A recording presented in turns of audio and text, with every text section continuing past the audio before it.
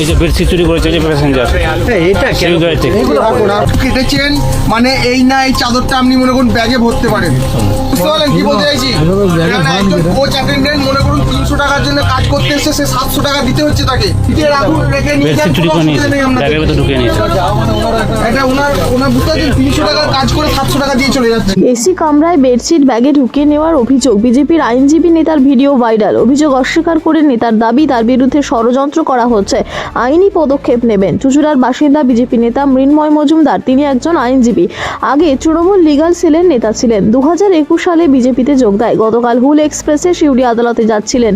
সেই ট্রেনের একটি ভিডিও ভাইরাল হয়েছে, যেখানে ট্রেনের যাত্রীদের যে বেডশিট দেওয়া হয় সেই বেডশিট তিনি নিয়ে ব্যাগে ঢুকিয়ে নেন বলে অভিযোগ ওঠে। আর এই নিয়ে তৃণমূল হুগলি শ্রীরামপুর সাংগঠনিক জেলা সভাপতি অরিন্দম গুই বলেন, চিন্তা করুন, একজন বিজেপি নেতা আইনজীবী বেডশিট চুরি করে ধরা পড়েছেন। এই বিজেপি ক্ষমতায় এলে কি করবে? মৃন্ময় জানান, এরকম অভিযোগ সম্পূর্ণ মিথ্যা, তার বিরুদ্ধে রাজনৈতিকভাবে ষড়যন্ত্র করা হচ্ছে, তিনি আইনি পদক্ষেপ নেবেন। বিজেপির লিগাল সেলের কনভেনার মৃন্ময় মজুমদার, যিনি আজকে কোনো এক ট্রেনে সেখানে চাদর চুরি করতে গিয়ে ধরা পড়েছে। তাহলে চিন্তা করুন, তিনি একজন পেশায় আইনজীবী, তিনি ন্যায় দেন, তিনি বিচার করেন, মানুষকে ভালো রাখার চেষ্টা করেন, আর সেখানে চুরি করছে।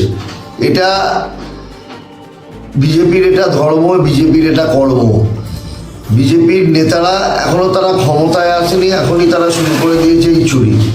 দেখুন, এর সাথে দলের কোনো সম্পর্ক নেই, পার্সোনাল ওর ব্যাপার, পার্সোনাল কোথায় বেড়াতে যাচ্ছে, হয়তো কোনো ঘটনা ঘটেছে, কোনো ভুল আন্ডারস্ট্যান্ডিংও হতে পারে, ভুল করেও হতে পারে, সেটা তারই ব্যাপার, সেই বলতে পারবে এর উত্তর। তবে এর সাথে আমাদের দলের কোনো সম্পর্কও নেই, আর দল আমাদের কোনো দায়ও নেবে না।